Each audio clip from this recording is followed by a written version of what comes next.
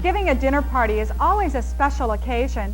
It's the time we get to share our home and our treasures with our friends. Today I'm going to show you how to make a spectacular brass and bevel centerpiece that will make your next dinner party even more special.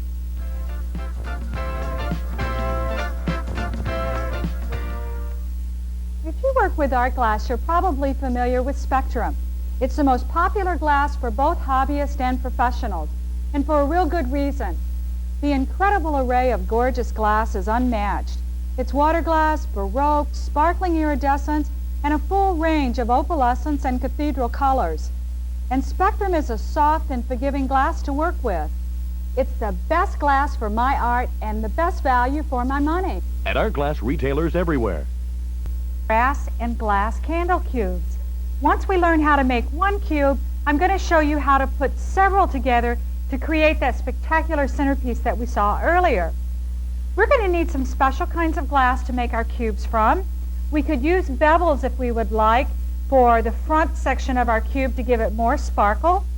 We're going to use some of the new Spectrum crystal ice for some of our cubes. We're also going to use the new Spectrum water glass and the iridized finish that'll sparkle really well when we light our candles. And we're going to use a piece of mirror for the bottom. That will help give us an illusion of more cubes and more sparkle.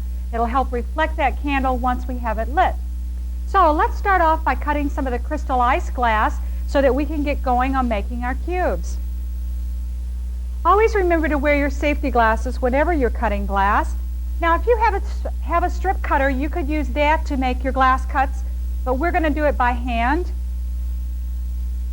We're going to make our cubes to be 3 by 3 in size. You could make them any size that you want, but a 3-inch by 3-inch cube seems to be real good size. I'm going to start off by marking my glass right down the side at 3 inches. Now, I started out with a piece of glass that was already squared. I took my triangle, put it right along the edge of my glass, and made sure that all of the corners were at a 90 degree with each other. That will make sure that the very first pieces I start to cut are nice and straight. Now I'm going to do myself another favor, so before I cut this, so that when I get ready to assemble my cube, I won't turn one of the pieces of glass sideways and make the grain going in the wrong direction. So I'm going to come along here. This thing is 15 inches long. So I'm going to put an arrow right at the top of my ruler. I'm going to come down to just below 3 inches and put another arrow. What I'm doing is I'm marking the direction of each one of the pieces of glass so that when I go to assemble it, it'll already be in just perfect shape for me. Okay, I'm going to use a different kind of cutter today than you've seen me use before. I'm going to use a pistol grip. Now, a pistol grip is shaped so that you can just hold it in the palm of your hand. It takes all the finger tension off by holding 2 fingers tightly together. And I'm going to put my corked back ruler right down on my glass, put my cutter down, and put this little black mark right at the wheel of my cutter. Come up to the next mark and check it, and to the last mark. I'm going to hold down firmly with my ruler, and I'm going to start cutting. Just like that. Pick it up, put my fingers together, and just gently break it apart. Okay, now I need to mark my measurements for my 3 inches. Laying my ruler back down again, I'm going to come along and mark at 3 inches, 6, 9, and 12.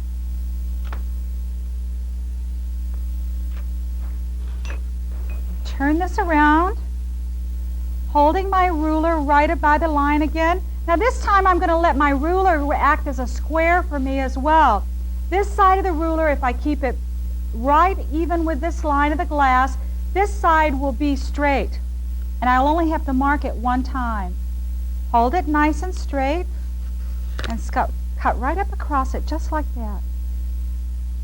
Let's move right down, cut the next piece. Always take the time to line up that ruler with the edge of the glass. Check the distance between your wheel and the edge of the ruler. Anytime we're working on dimensional pieces of glass, one of the best tricks you can keep under or one of the best things that you can do is make sure that everything is straight and square. Okay, we're going to break that piece. Now, if you don't like to break glass with your hands, you can use running pliers. Now, running pliers are just specially developed pliers that have a curved jaw to them, and there's a little black line on the top of these pliers. I'm going to line up my score line with this little black line. I've set the width between the curved jaws to be just a little bit smaller than the 1/8 inch thickness of the spectrum glass. Line that right up and just gently break down. See how that breaks that for me? This makes it easy even for kids to cut glass. Just like that, okay? Now we have our pieces cut out for our candle cube. We're going to use one bevel in the center, and we're going to need 3 other pieces of glass for the sides and 1 mirror for the bottom. Now let's start putting this candle cube together. We're going to use 1/8 inch brass U-cane to wrap around each one of our glass pieces for our candle cube. Now, we could have used copper foil for this process, but it would have taken us a lot longer and would have cost us more because copper foil candle cubes take a lot of solder. The way that I'm going to show you how to build your cube with brass cane today is really fast and very affordable. I've taken my brass cane and I've marked down the side every 3 inches. Whenever you're going to wrap a piece of glass, you need to indicate whatever its length is. In this case, we're working with 3 by 3. So every 3 inches, I've marked a little spot on the back of my cane. I started off by having my cane at the beginning of the strip already cut in a 45-degree angle. That'll be my first cut. I'm going to take the little notcher. This is made by Cascade, and they make this cane that we're using today, so they fit together perfect. I'm lining my mark at the first 3 inches up with the mark on my notcher, and I'm just going to bend down on the handle. Slide it on down and continue cutting. Now you're going to need 1 strip of cane 12 inches long for each piece of glass that you intend to wrap. Cane is sold in 6-foot lengths, so it should be real easy to figure out how many pieces of zinc you need for your project, or brass for your project. Okay, I'm just going to wiggle that to break it loose, and this will be the first piece for my glass. Now I'm going to use water glass for our first cube we're going to build. I'm going to put this brass right at the points. Remember the arrow that we drew on our glass before we started cutting it apart? Now I want to line this brass up at its angle at the corner where the arrow is. Bend that around. Just keep bending it right on around. And see how that comes back together and lines up just perfect? Okay, I'm just going to go ahead and continue to cut all of the pieces of brass that I need to wrap all 5 pieces of glass. I've selected a 3 by 3 stock bevel to use in the front of my candle cube. I'm going to wrap it in brass just like we did the Spectrum water glass.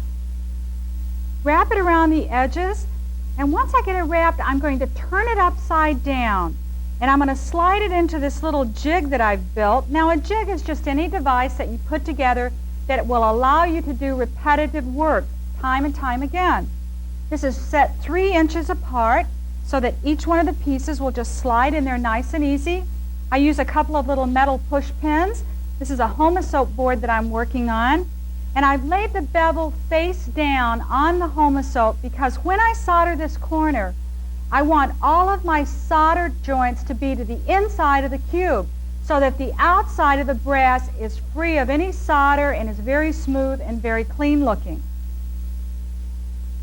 I'm going to use a little paintbrush this time to put my flux on instead of my regular flux brush because I want to control everywhere that that flux is going to go. Just remind yourself that if there's not any flux there, solder won't stick. So you can control where you put your flux, you'll control where your solder goes. We're just going to paint that corner. Now, I have a 1/4 inch chisel tip in my Unger iron today. I have my rheostat set at about a 5, which is a good temperature for tacking and assembly work like we're doing. And I'm going to use 50-50 solder for this project because I'm working with brass. Take just a little on the tip of my iron, and I'm going to come in at this joint and just solder it nice and easy. Just a little bit. We don't want to put very much on there.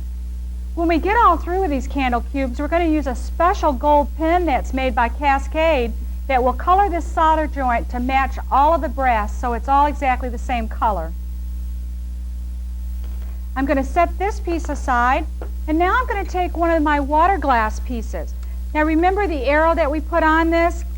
I'm going to slide this right in with the arrow up in the same corner. I've taken the time to turn my glass so it's face down for the same reason as the bevel piece. I'm going to stick in my push pins, and let's watch how we solder that again. A little flux with a paintbrush. Little bit of solder, just like that.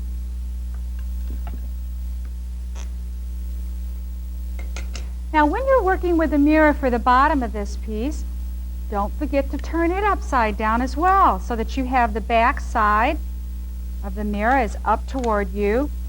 Now when you work with mirror, it's a good idea to spray the back with what we call mirror sealant.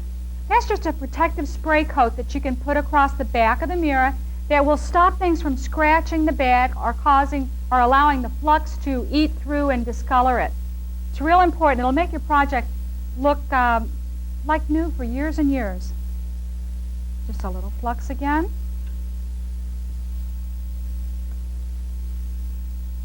And that's it. Now we're ready to start putting all these pieces together. Put our bevel cube together now. I have built another little jig. This one is just a right angle. This will allow us to put this together without having to have 8 hands to do it with. Now we're going to start off with 2 of our side pieces, and I'm going to use beeswax to help me hold it together. This way it will keep it at a right angle so that we don't put them together a little bit off center. Now remember the arrows that we drew on our glass when we first started out? We're still going to use those again. And they're going to go down toward the center of our right angle. We're going to put that right there and take a push pin and push it in gently. We don't want to crack our glass, but we do want to hold it nice and firmly so that it'll stay there until we get ready to put our beeswax against the other piece. Now then this piece is going to go down into the corner, and they're just going to continue with arrows pointing down as we go. I'm going to put this there and put a push pin so it won't fall over either. Like that. Now with the beeswax you just want to pull off a little piece of it. Bring these corners together so that they create their own right angle, and we're going to put that right there just like that. It will hold that for us. We're going to come down and check the fit at the bottom. Using that same flux brush, the little tiny paintbrush, I'm going to come in and apply just a little flux right to the center of the seam. Now I could switch to my smaller soldering tip if I wanted for this, but I think this will still give me plenty of control. Take a little bit of solder, and I'm just going to come right in where I fluxed it and solder these 2 together, just like that. See how we did that? Just a small amount of solder is all we need. This brass is very strong. It's not like copper foil that needs a lot of support. It is its own support. So just a little bit of solder is all that it takes to hold this together. Now then, I'm going to take out my pins and remove my beeswax from the corner and just rotate this around, and I'm ready to put in the next piece. Having these arrows on the pieces let me know exactly how to line them up. This side's the only one that needs a push pin. The other side stands up fine because of the angle that we've created. I'm going to pull these corners into each other and use my beeswax to hold it again. Check that fit.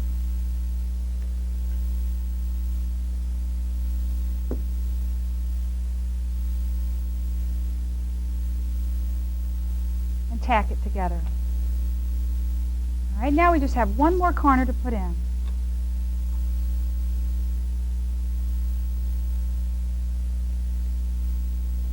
This is our bevel side. Now, be sure that you put the beveled edge, that's the raised side, out, not toward the inside.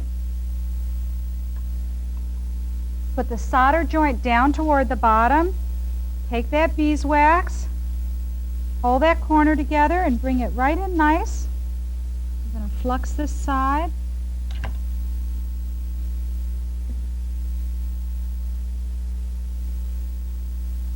This brass will get hot, so don't depend on your fingers to hold it. Be sure you're using some beeswax and pins.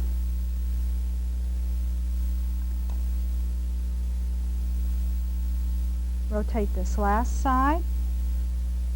Beeswax you can use it for a lot of different things. We used to use it years ago to make glass palettes, where we would take a piece of plate glass and use the beeswax to stick up our cut glass shapes to see how the window was going to look once it was completed. Now we use it to build lamps or boxes, anything that we need to help us hold the glass for a few minutes. Works great with the beeswax. Okay, now we have all four of our sides together. Take this off. We're just going to set that over there. We're going to take our mirrored piece now. Turning this upside down, we want to put it back into our square. Now we always want to keep working in our little jig, because if you let this get out of square and you attach the bottom off center, the little box is not going to set straight, and it's always going to look like it's out of square. Take your mirror and turn it upside down, the reflective side in. Make sure you have the end with the solder joints. The arrows should be facing you now. And we're just going to set this right up on the top. It's going to rest evenly on all four sides. Now be careful when you're soldering these edges that you don't hang out so long that it overheats the inside and causes that inside solder joint to release on you. Heat travels a little bit faster with this brass than we're used to on lead or copper.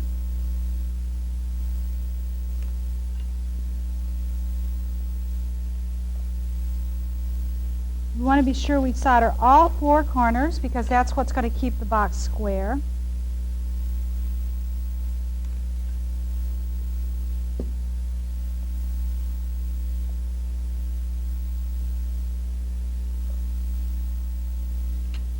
Now that we have our first little cube built, let's take a look at how we would go about putting it together with other cubes to make a large candle centerpiece. I put together our other little cube, the one that we cut out of the crystal ice earlier today, and I've also assembled some other cubes using both different kinds of metals and different glass. This is a red box that I intend to use in Christmas time.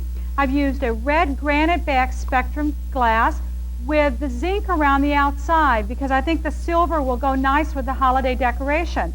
I've also used a piece of mirror in the bottom. That will help brighten up this glass so that it's not so dull or dark.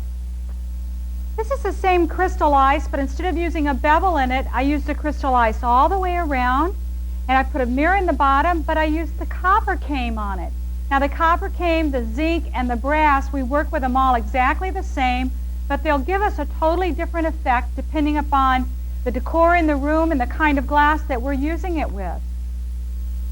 I'm going to show you how to take our basic candle cube section that we saw earlier, where we have 3 of them stacked up. And I want to show you how you can add boxes onto this to get a more dramatic centerpiece out of it. This is really nice just using the 3 pieces, but watch what happens when we start to add things to it. This is our little candle cube that we just got through building. Now we're going to slide it right up front to these pieces and spit it right underneath the bevel so that we create a right angle here and a right angle here. Now I'm going to come in with my flux, and I'm just going to put a little bit on this corner right here and on the other corner.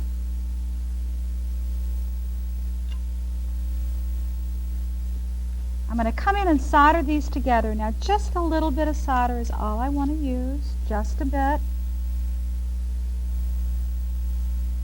Just like that. Now I'm going to gently turn this over, supporting this candle cube so that I can get to the bottom end of it, and I'm going to tack these 2 edges together.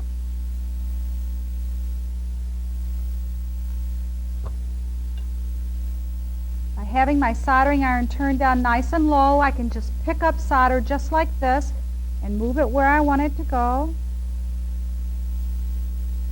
Draping that right across there. 50-50 will let you drape with it a little easier than 60-40. Just like that. I'm going to let that cool, and I'm going to go over and do exactly the same thing to the other corner.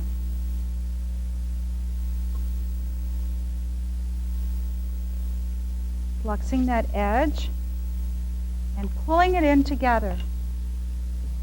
Now we want this to be nice and sturdy because we want it to last for a long time.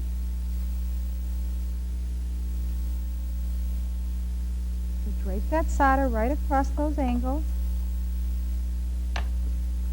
Go in and reflux so you can get a nice firm bond, nothing that's just going to pick right off, that's going to last.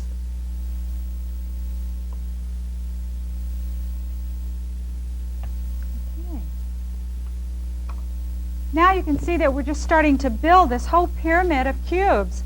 We could take another cube at this time and add it right to the back of it. You can mix all the different glass that you use. You can mix the different colors. Anything that you would like to use to create the kind of mood that you're creating for your particular party.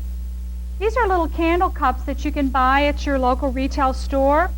And I suggest that you use these inside of each one of your cubes, because if you let candles melt and run around inside of them, they're really difficult to clean up. You can also get these little cups in a more decorative style like this one. That will give you even another type of effect when you're using them. Now all you need to do is add the colors of your choice, put some greenery around the outside of your candle cubes, and you're ready for your party. I hope that I've started your creative wheels turning, thinking about all the variations that you can do just using the basic techniques that we learned today. Thanks for stopping by, and I hope you come to see me again.